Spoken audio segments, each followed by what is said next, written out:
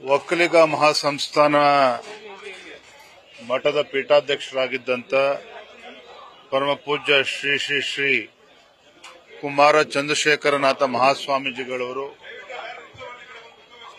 ವಿಧಿವಶರಾಗಿರ್ತಕ್ಕಂಥ ವಿಚಾರ ಕೇಳಿ ಬಹಳ ದುಃಖ ಆಯಿತು.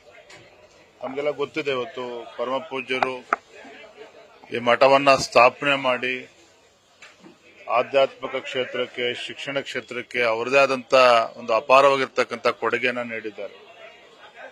ಲಕ್ಷಾಂತರ ಭಕ್ತರಿಗೆ ಸಾಕಷ್ಟು ನೋವಾಗಿದೆ.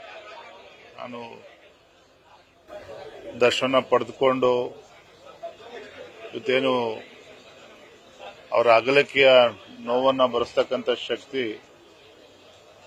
ಆ ಭಗವಂತ ಭಕ್ತಾದಿಗಳ ಬರಲಿ ಅಂತ ಹೇಳಿ ಆ ಭಗವಂತನ ಪ್ರಾರ್ಥನೆ ಮಾಡ್ತಾನೆ.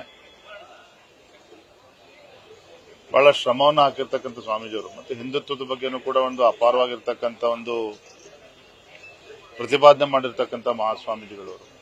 ಅಂತ ಸ್ವಾಮೀಜಿಗಳು ನಮ್ಮಿಂದ ದೂರ ಆಗಿರ್ತಕ್ಕಂಥದ್ದು ನಿಜವಾಗ್ಲೂ ಕೂಡ ನಮ್ಮೆಲ್ಲರೂ ಕೂಡ ಸಾಕಷ್ಟು ನೋವನ್ನು ತಂದುಕೊಟ್ಟಿದೆ. ಇತ್ತೀಚೆಗೆ ಈ ಹಿಂದೆ ಒಂದಷ್ಟು ವಿವಾದಗಳಾದಾಗ ಶ್ರೀಗಳ ಪರವಾಗಿ ಇಡೀ ಬಿಜೆಪಿ ಪಾರ್ಟಿಯು ಕೂಡ ನಿಂತಿತ್ತು. ಅದಾದ ಬಳಿಕ ಭೇಟಿಗಳಾಗಿದೆ. ಹೇಳಿದ್ರೆ ಒಂದು ಪ್ರಖರ ಹಿಂದುತ್ವವಾದಿನೂ ಕೂಡ ಹೌದು. ಅಂದ್ರೆ ಹಿಂದುತ್ವದ ಬಗ್ಗೆ ಒಂದು ಅವರದಂತ ಒಂದು ನಂಬಿಕೆಯನ್ನು ಇಟ್ಕೊಂಡಿರ್ತಕ್ಕಂಥವ್ರು,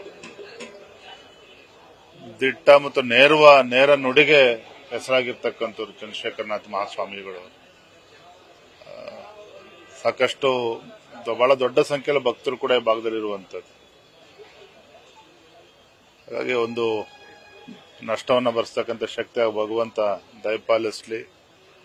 ಇಲ್ಲ, ಭಕ್ತರು ಸಾಕಷ್ಟು ನೋವಲ್ಲಿದ್ದಾರೆ. ಆದ್ರೆ ಅವರದೇ ಆದಂತ ಒಂದು ವಿಚಾರಗಳನ್ನ ನಮಗೆ ಬಿಟ್ಕೊಟ್ಟು ಹೋಗಿದ್ದಾರೆ. ಅವ್ರು ತೋರಿಸಿರ್ತಕ್ಕಂಥ ಮಾರ್ಗದಲ್ಲಿ ನಾವೆಲ್ಲರೂ ಕೂಡ ಇವತ್ತು ಸಾಗಬೇಕಾಗಿದೆ. ನ್ಯೂಸ್ ಫಸ್ಟ್, ನಿರ್ಭೀತಿಯಿಂದ ನಿಮ್ಮ ಪರವಾಗಿ.